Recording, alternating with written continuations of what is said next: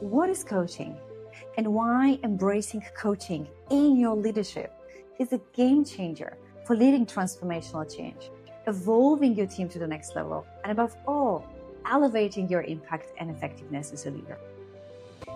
And how do you embrace coaching in your leadership? Those are questions I explored with my guest, Elena Marsh, who is a founder of the Coach Academy that specializes in bringing coaching to leaders and coaches. Elena is also a leadership coach and trainer, and I happen to know her very well because she is the person that introduced me to this transformative world of coaching, and the Coach Academy has been my very first stepping stone into the world of coaching that has truly transformed my leadership and life. So tune into this conversation as we are going to unpack this powerful skill and mindset of coaching and help you understand how you can embrace coaching in your leadership. So let's start it, Elena. Welcome to the show. Thank you. Thank you very much, Dagmara. And it's I'm very honored and I'm very touched by your introduction. So happy to be here with you. Thank you. How did you come to coaching? What's that really lead you? Because I know there is a story. Well, I think I came across coaching 25 years ago. So when I was working in HR in a big international company, as a person who was responsible for the people development, talent management, and leadership development, well, of course, coaching began to enter, the Russian market, because this is where I used to work back then. And everybody who led people themselves and who were responsible for leadership development needed to introduce themselves to this, new magical, but a little bit strange for us back then way of leading, as you said. I think it took me probably 2-3 years to fully get into the understanding of all the potential that coaching can bring into the world of leadership and people development. But as soon as I started developing the skill myself, I guess, and noticing the impact of it and the people I was working with, people I was leading, my peers, etc., it just completely transformed my relationship with others and actually my relationship with myself as well. And and so now I've been together alongside with the Big Coach Academy. So I continue working, of course, as an executive and leadership coach, and I work with leaders from a multiple industries and organizations and geographical location. Yeah, that's true. That's true.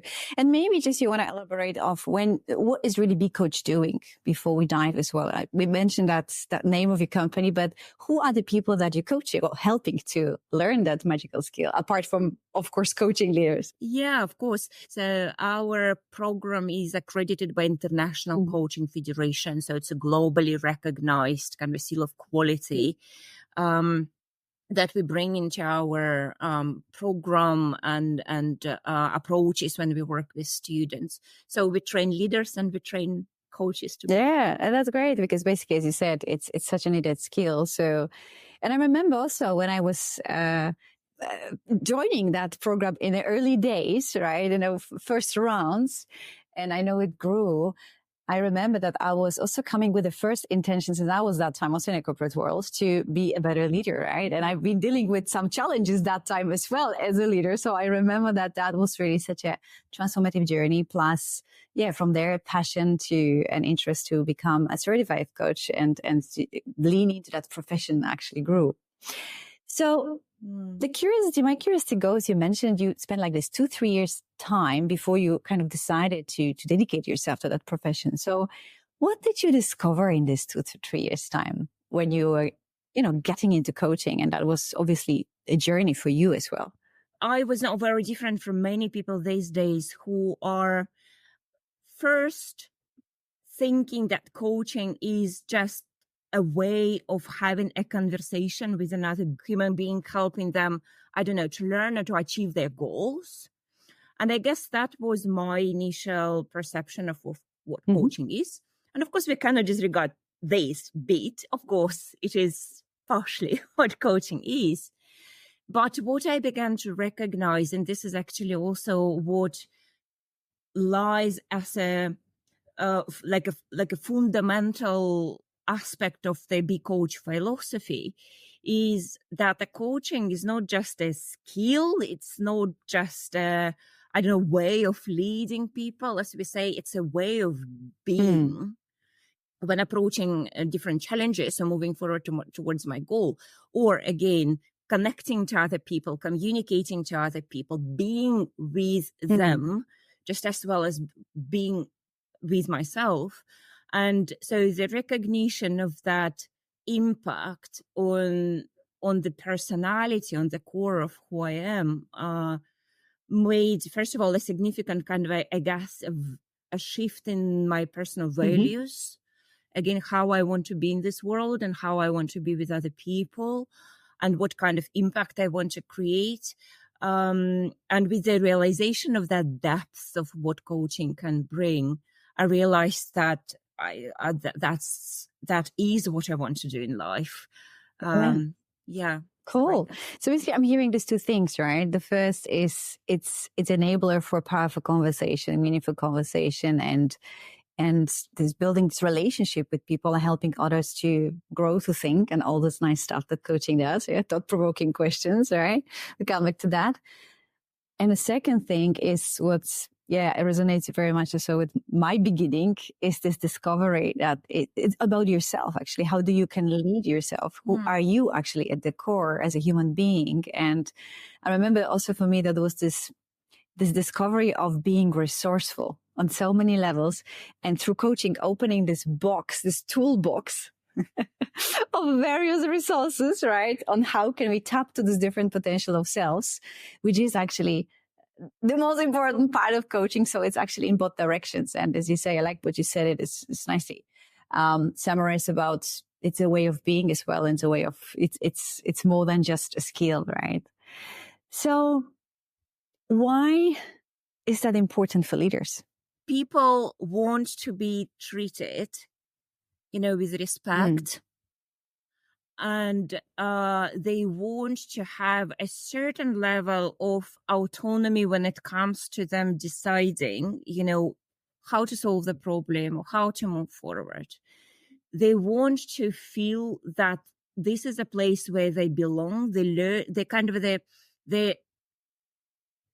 the sense that I'm in this place and I learn and I grow and I know that my manager respect me or my leader respect me by caring of what I actually think. How can I actually contribute? So my opinion matters. My view matters. I matter. And I think for people, it becomes more and more important. And therefore, when people ask questions with a true presence over lead and true curiosity around, who this individual in front of me, what they are thinking, what are their concerns, what drives them, what motivates them, creates a totally different sense of, how I am in this workplace with this leader. Comparing with somebody who would say, I don't care what you think, just go and do what I say, right? Maybe again, that's a little bit kind of harsh and goes too far on, why one side of the spectrum and another side of a spectrum, just to make a point, right? And so I believe that this approach is now much more valued in the organizations, especially amongst the younger people, and those who are kind of now growing and opening themselves up to the business world. Yeah. Plus, as we are looking into the consideration, kind of the pace of change, where, you're working with change quite a lot and you're helping leaders to thrive through change. This approach of like, I'm a leader, I've been on that path, I'm an expert, I know, so therefore just listen to me. Well, it doesn't work in so many circumstances anymore because everything is changing so incredibly rapidly. So we need to find more creative ways to, just to solve the challenges and move forward towards our goals. And therefore, leaders need to use different approaches. Yeah. So what I'm hearing is this fundamental need to shift the way we lead, which coaching enables, because it brings back to how we as leaders make others feel. How do we help them to stay motivated or even understand themselves, reach their potential, develop. And there is much more profound way to do it through a coaching approach or coaching in leadership rather than hierarchical, which is on our extreme side, of course, hierarchical way of management, telling people what to do and considering yourself as an expert, right? So that's what I'm sensing, what you're sharing. And I think when I'm hearing you, actually, it's a good moment to unpack maybe for listeners. For us, obvious thing, but I think for still so many not. What really is coaching? Before we tap into those two nice areas you mentioned of, impact on others as well as impact on yourself. So let's unpack it, Elena. What would you say coaching is, and what are the biases that people have what they think the coaching is, which we know coaching is not? Yeah, that is true. And I mean, I could just give a definition of coaching by International Coaching Federation. So put in our normal words. So let me give you an example or like a little story. So I guess it happened maybe 25 years ago. So I was working in the corporate world back then, and I was invited to a regional conference which took place in Istanbul, and a coaching training, the basic coaching training was a part of it. So our trainers presented an issue. So there was a person who was kind of playing the role play. So she had an issue, and we all supposed to coach her how, to find her way through that challenge. And I felt so incredibly frustrated because I knew solution. I thought I knew exactly what she needs to do. And I was asking my trainers, but what questions can I ask to her to make her realize that this is exactly what she needs to do? And so I did not really grab that point, is that, yes, it is about asking questions, but it's not with the purpose of manipulate or drive an individual towards the solution which you believe is the right for them. Okay. And I guess this is where often, like when I work with leaders these days, and we begin a conversation around coaching. So what I hear is that, yes, I coach my people. I'm good at it. And when we begin, as you said, unpacking it, so what appears to be the case is that people understand by coaching everything, starting from instructing what to do, finishing by sharing their expertise. Exactly. And that's right. And occasionally it does happen that it is about asking questions, they say. But when we start again talking about what kind of questions are asked, so very often, again, those are the questions which lead the person towards a specific solution that the leader has in mind. Yeah. So therefore, I'm trying to, sum it up and say what actually coaching is.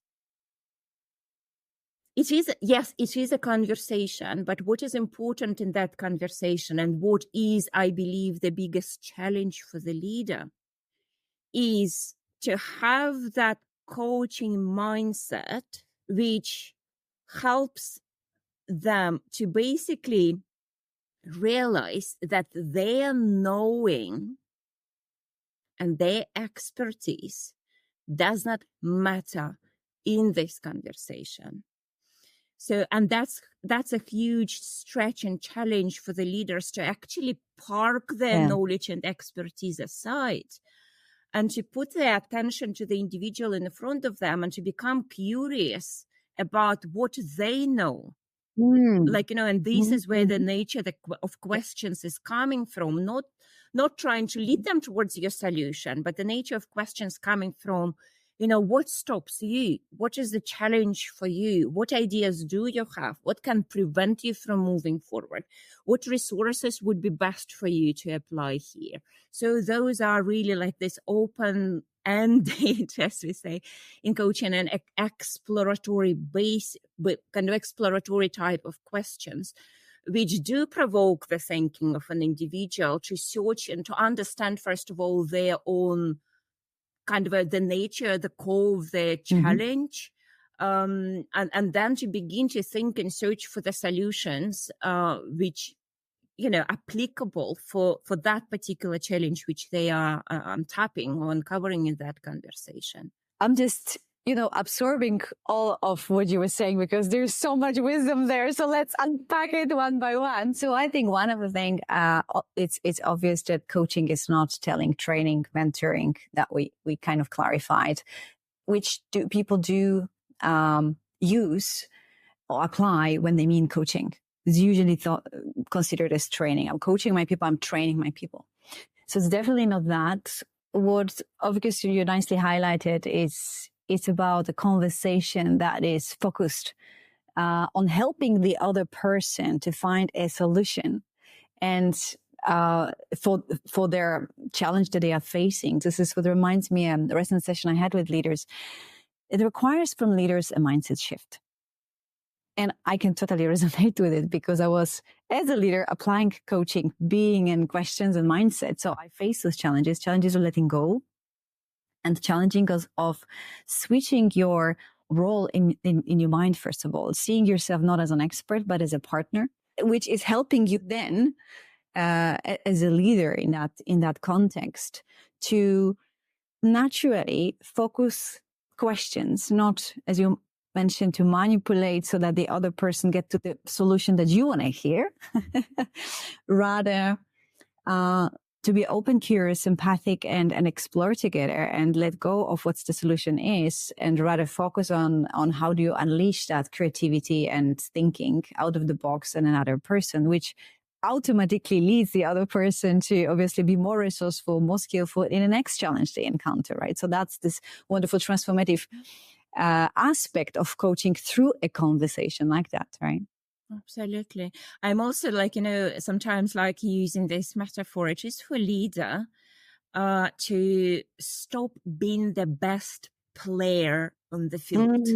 It's like if you are a football player, you want to be a best player and you want to know you that's not about you being a best player anymore. It's letting other people learn how they can play at their best. Absolutely. Right. Actually, that reminds me, literally, recently I had the foundational, we can call it training workshop around bringing skills to leaders here in Dubai. And that was exactly what you talk about, this nice comparison to the sports team. Because just when we think about football as an example, as a sports team, what's the role of the coach? The coach is not playing on the field. His role is different, right? Yes. Is to enable them to play at their base together. So if leader can embrace that kind of persona or role first in a mind, that's already a game changer for how you're going to approach, delegation, how you're going to approach any conversation with your people, what kind of questions you're going to use, right? That's right. But it's not easy. And I totally get it. And I've been there. And I'm pretty sure, Dagmar, you've been there as well when you started incorporating coaching into your leadership style. Because we used to think that this is the way to create value, right? That when we are sharing, again, what we know, and when we help people by instructing them or advising them or suggesting, we feel good because we believe that this is the main thing we can create that value. And in our recent coaching cohort, at Big Coach Academy, we have one student who is a leader in learning coaching. And in his first practice round of coaching, he mentioned that So we noticed first that most of his questions were kind of linked to his experience and expertise, and there were lots of sharing of that. And he admitted, he said, I don't know how else I can bring value if I don't have anything to contribute of my own into the conversation. So this is where this paradigm shift needs to happen, right? So that you need to, there is a great value in you holding the space for another person to think independently and think for themselves. Yeah. Right. And listen actively. Yeah. I'll just go back actually to that because we are nicely unpacking the elements of coaching conversation. And yeah, it again reminds me what was just recently on the discussion. I totally see that. And I do remember that this conflict, internal conflict, like, okay, how do I add value? Because all the leaders wants to add value, right? And I think what, helped me to not only answer myself, but also to help others to see the different perspectives, seeing that actually coaching is the most effective for performance in the organization, as well as, of course, require you as a leader to be in most sophisticated maturity of your own self-leadership, because it's requiring you to master your emotions, master your mind, all of that. And there is a place for mentoring. There is a place for training. There is a place in leadership for all of that. You can wear different hats whenever. And at the same time, coaching is the most powerful if you want to really unleash the potential in your organization. And it's straightforward to the business growth and a business performance, because like Steve Jobs said, when you hire the people that are experts, you don't want to tell them what to do. You want to tell that they tell you what to do. So that is where coaching is anchored. Yeah. How do you do that? Absolutely. By applying that, right? So it reminds me also. Absolutely. What else? What else is important? Well, there are a bunch of coaching techniques, and I mean, many of them you have mentioned that that there's a presence of curiosity. Okay, is a big component. There is like an element of empathy, of course, because coaching is something. This is when I was talking about the way of being with other people, and it is about kind of that empathy that the leader or a coach brings into the space by recognizing their the challenge that the person brings to the conversation might not seem as a challenge to you at all, because you do have all your knowledge and experience, but they do struggle. It is a challenge for them. And to bring that empathy, giving them that space of really listening non-judgmentally, without having your agenda in mind in terms of this is right or wrong, this is good or bad. It is really meeting the person with a complete, again, respect, is that any idea, any opinion or thought is worth verbalizing and has the right to be in this coaching space, which actually linked very neatly to developing an ability for the individual, for the person, the coachee, to think creatively. So when they know that they're not going to be judged in this conversation, that when they are sharing their thoughts or their opinion or their views, the leader will not be like listening like with that face expression, so that everything has rights to be. So therefore they're free to brainstorm. They are allowed to make mistakes, because again, this is a coaching principle, is that we are learning from mistakes. This is that growth mindset which comes alongside with coaching, right? And that at Be Coach Academy, we love mistakes, we celebrate mistakes, we invite mistakes, because this is the only way we can learn. And this is the only kind of a sign that we are going out of our comfort zone and we are growing and developing and trying something new. So what else? Yeah. So what I'm hearing, of course, is psychological safety through that. So bringing that safety so people can explore, take risks, and maybe even make mistakes. So that's a fundamental in this conversation. You mentioned the aspect of empathic and non-judgmental listening, which is the highest level of listening as well, let's say. That's another discussion. What listening actively is about, right? Questions we already covered. And I think the focus on what is the intention in this conversation? Maybe that's to wrap up, right? Because we mentioned a little bit at the beginning that the focus is not, I am going to give you a solution, but I'm going to help you to find the best solution. That's the bias of the higher you go in a rank as a leader, or the more experience you are as an expert, you think you know everything, right? But there is so much things that you don't know that you don't know. Yes, sure. What would you say on that one, Elena? Yeah, absolutely. So in terms of intentionality, I think it's also there are a lot in there. So first of all, we are developing the independent thinking of individuals, of people. We are kind of helping them to learn of how to be resourceful, how to solve challenges, themselves, which ultimately creates, maybe not on a short term, but on a slightly longer run, but it does create more opportunities for a leader at the end of the game to spend more time on strategic thinking rather than on constantly solving problems of other people in the team. So that's one intention, to help them to grow and to develop, to think independently. The second one is, again, to encourage them to take responsibility and accountability for those actions, choices, and decisions that they are making.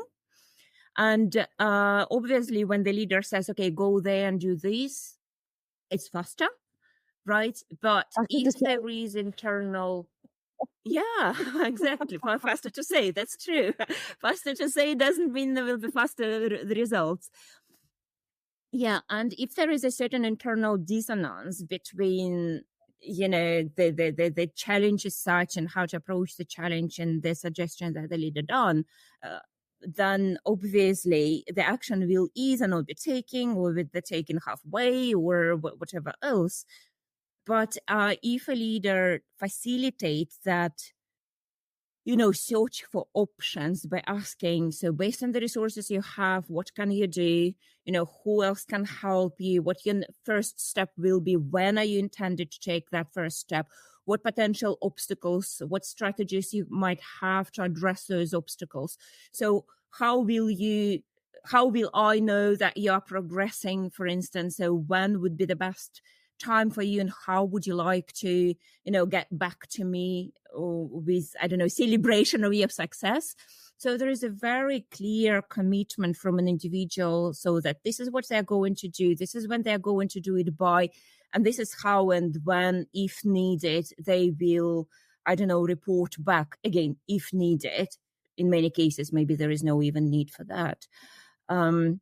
But there is a much clearer commitment and accountability for the person to take those actions, which they, came up with themselves, and they are owning it. There is a greater sense of ownership on that. And of course, then, that in intention, which may be not so direct, but which comes as a result of a leader embracing coaching. So it's obviously that's a greater motivation. That's a greater engagement of the employees. That's a greater performance, because they learn and they grow and they feel that they are, again, treated with respect, and that they matter.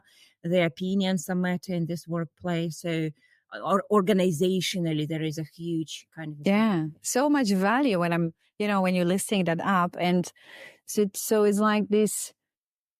When I apply coaching, I am actually, through that, developing them to be more independent in their job, as well as more creative and all of that, so that I can gain time for what is actually needed from me and where I want to spend time, which is strategic thinking and all the strategic aspects of leading a team organization, where I can add value because I'm giving space for others to work on other things. Then the second, what you mentioned, is this very important ingredient that I think every leader dream of and wants to, is ownership, accountability, ownership, right?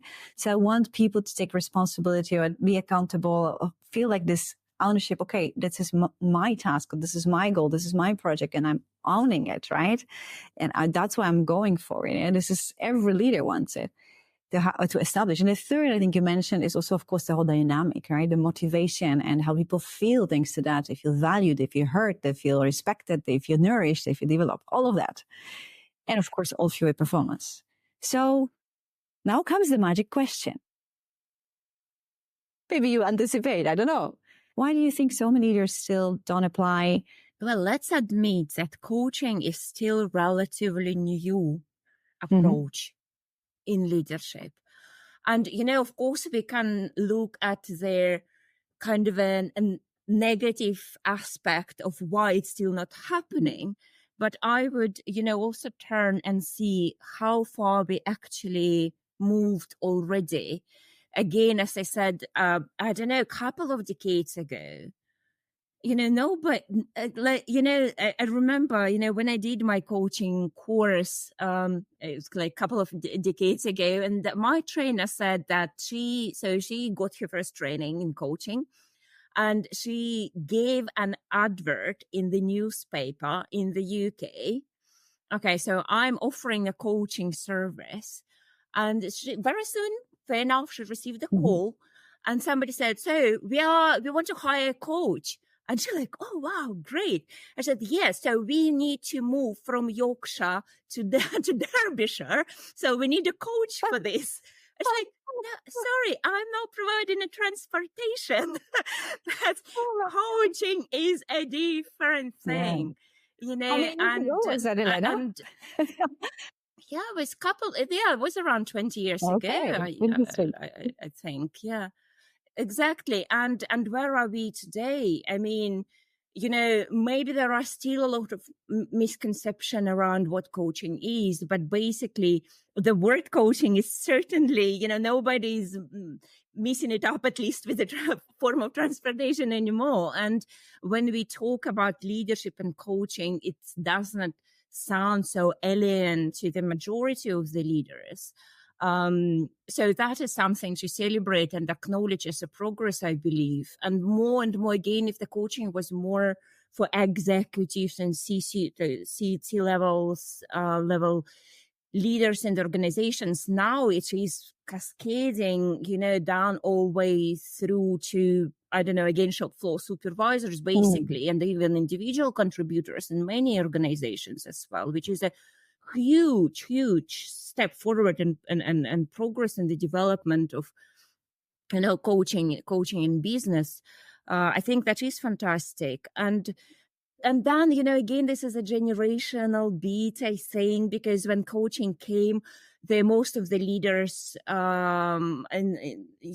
were at the age and they were practicing very different style of leadership, more direct and more commanding.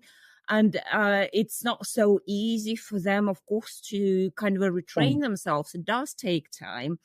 And of course, now the more younger generation of people come into the leadership positions. So they are more open to coaching. They are more keen to learn how to do it. And they're more flexible in their leadership style as well. So I think in the next several years, we will see even more significant jump, towards leaders becoming better and better. Yeah, I agree with you. And I liked the way you answered the question, starting with the positive conscious choice, right?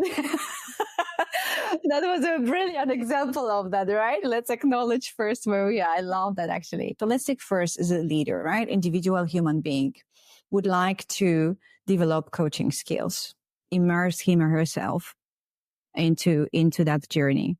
What would you say is the best starting point for people that would like to, start? Yeah, great question. Great question. And I think, again, that many people think that, okay, I need to learn how to ask the right questions. Yeah. And I said, The questions then come naturally as a byproduct of a conscious, mindful presence of a leader in those conversations. Okay. And I believe that the first step is actually when you are engaged into a conversation with a member of a team, with a coachee, first thing is to really build that self-awareness and to recognize when there is an urge to suggest, to advise, to instruct, to share your experience, any of that. So that's the first, and don't even try to fight with it, don't try to change it. So that's a very little baby step, just recognizing and acknowledging that this is what is happening. Okay. And then when you really became noticing those moments, noticing then you're about to open your mouth with the next suggestion or advice or whatsoever, then that would be, okay, so, but I know what I know. Do I know what they know? So then it is that shift to the curiosity. Okay, so, and then there is a time and space for actually, but what do you think? Okay, what have you tried already? What possible ideas? Again, what resource? And then there is a coaching techniques that come into place. But before they will be able to come on place, those coaching techniques. So that's this internal work of a leader of recognizing the urge and posing their knowledge on the bookshelf of their mind, and I know, that's fine, good boy, good girl, I'm a great expert, I know that, but it's not about me now. Okay, that is so true. And presence, right? This magical element into coaching, catching yourself, so getting more aware what's happening in my body, and catching yourself and reverting from saying to questioning. What helped me in the beginning, I must say, and sometimes when I feel that my mind is not in a place that I want to be, is, ultimate presence in my coaching with somebody else, it's intention setting as well. Before the conversation, just word presence can bring so much, right? My intention in this conversation is just be present, not just get something out of the other person. That again is little technique to shift the focus, which is then, as you nicely mentioned, going to intuitively guide you with questions to ask. And it's true, people really want to have the manuscript of questions, which has its place, because it's gold also to know what questions are more powerful than the others. And I can see a great reminder to it starts with the awareness first on what's going on in the body. And that brings me to another question. So, when I think about ability to coach as a leader and / be a powerful leader, this ability to manage your inner world is not only for your conversation in a coaching way, but for everything else. In order to be present, in order to manage also these triggers coming up, the urges you mentioned, this is a mind and emotion management. What else is this important part, and maybe it was yours, on a journey to be able to be a great coach? Well, if I kind of abridge the skills or elements of coaching which are taught in coaching schools, and which, like, active listening is one of the core coaching competencies, right? And again, it just might sound like, what does it mean, listen actively? Just nod your head and kind of, and then ask the next question. Again, there are so much more in that listening aspect. And I guess that listening aspect of coaching, which I, of course, brought then into the relationship with my family, with my friends.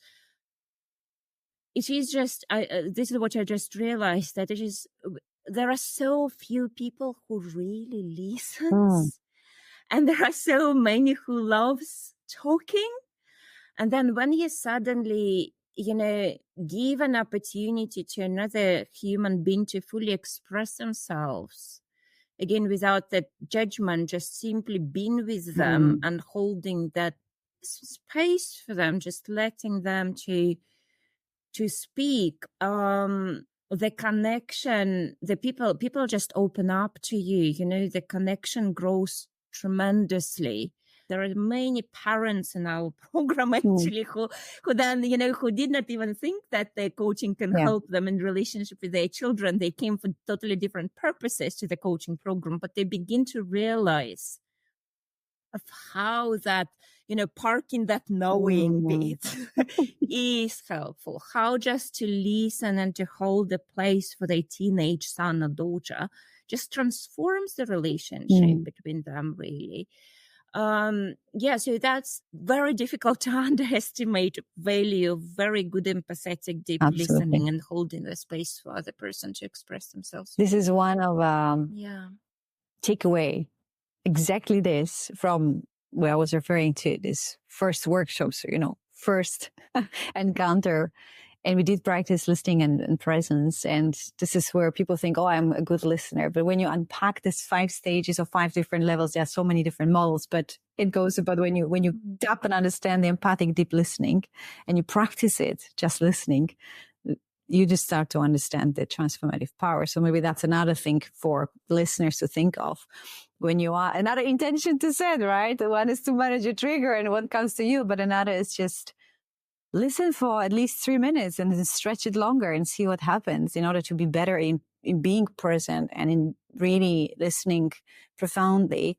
What helped me a lot is really understanding myself deeper, understanding the power of mind, understanding all beliefs and limiting beliefs, all of that, understanding and also shifting and learning how you can actually manage mind and emotions because they are so interconnected. So I consider that that's so important part along the journey that help you, of course, to be a better coaching type of leader, modern type of leader, as we are kind of defining in this conversation.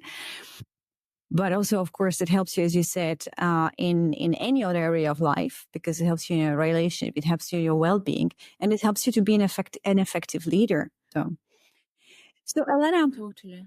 Maybe one of the last questions, because we unpack what an individual can do. What would you recommend if an organization is looking for bringing coaching skills into the organization, into leadership, first of all? What would you say or recommend to HR, let me say, who is usually the first partner thinking about it, where to go in terms of looking for people to help? Well, I guess that, if it's not yet in agenda of HR to build a coaching culture in the organization, that my belief is that it must become a priority, and rather sooner than later. If you really want to have an engaged people who grow, who learn, and the organization to succeed. So creating a coaching culture. And again, it's not necessarily where a leader has formal coaching session or coaching conversation. It is really how bringing that coaching philosophy in the element in the interaction between people, with each other on the level of employee to employee. I mean, peer to peer, as well as a leader to member of the team. And the best way, well, I guess, again, find a reliable partner who has an experience in coaching, who has an experience in working with leaders, who has an experience in training leaders and facilitating leadership growth. Because again, my belief is that you can conduct a training, and then in a couple of days or a week or 2 weeks, because it's a habit to develop. So the process of creating the culture needs to be, systematic and to develop the sustainable results. So really consider a journey or a program that would help those new skills and habits to cement. Because the mindset shift does take time, to develop a skill. Maybe not maybe, but it's not when it comes to coaching. We realized it already through our conversation. Maybe listeners did pick that idea up, that everything starts from that mindset shift. And so it does take an effort and time and with the support of a professional partner. That will be certainly much more easy. Absolutely. And I think I would just add that I think looking also at coaching industry, I would add one more thing, as you already mentioned, like B Coach is certified on it. We are both certified on it. It goes about also looking at where is this coach and coaching coming from, because we know as well the coaching industry is a bit undefined. So International Coaching Federation is at the moment the most recognized and the only recognized global accreditation institution. So definitely I would also suggest to reach out to coaches that are accredited in that, because that's the awareness of a gradual mindset and habits development, as you said, that is needed, rather than just fixing the problem in one workshop, which does not work, right? And the same is for team development, right? It's kind of a similar approach. And I think to what came to me when you were sharing also, I think it's very important to define of where is that moment. Because many organizations, especially when you struggle and you are in this perpetuum challenge busyness circle and tactical operational way of leading, I would say managing, because you kind of in a vicious circle, that's the moment that you usually postpone it for later to make investments into changes and into mindset in the way of being, because when we have time, now we're too busy, and it's exactly what is the right time, either for individual or for organization, because there will never be a time, because you cannot go out of this vicious circle without making that mindset shift and obviously building different habits of being and leading. And I think that's important to address, because then it's not a nice to have skill. It's not a nice to have. It's an absolute necessity in making that transition of any organization to lead differently, operate differently, and more strategically, and get out of the vicious circle. Yeah. And I think on the time you mentioned, it takes time, of course, to get used to that new way of leading, operating, for sure. And at the same time, don't we waste the time by not doing it? So also, I think I wanted to elaborate on that, because that's time true. And effort is usually, it's too much time and it's too much effort, so we do it when we have time. and so on. That's true. But it is like, it is like cutting the wood in the forest, been super busy and not having time to sharpen the sword. Absolutely. It's just exactly the same thing. Yes, that's so true. That's so true. And I feel that we could go on this topic, because obviously we have a lot of passion, but I know that we need to have a kind of a time cut today. So we covered quite a lot. I feel that we covered, unpacked what really coaching is for the listeners, so that there is a clarity about that.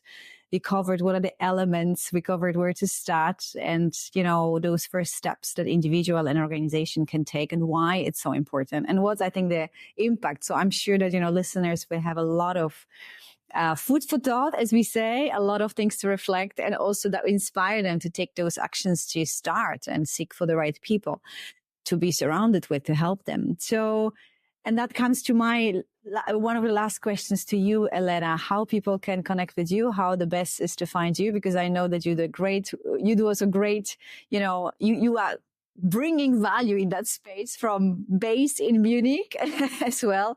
So how people can connect with you in the best way. Yeah, thank you so much. Well, I want to highlight that even though we are based in Munich, but we do work internationally. That at B Coach Academy, our last cohort is completely international. We have people from so many different countries and many cultures, which makes, again, this whole process is much richer. But please, you can find our website. It's www.bcoach-academy.com. Our email address is contact@bcoach-academy.com.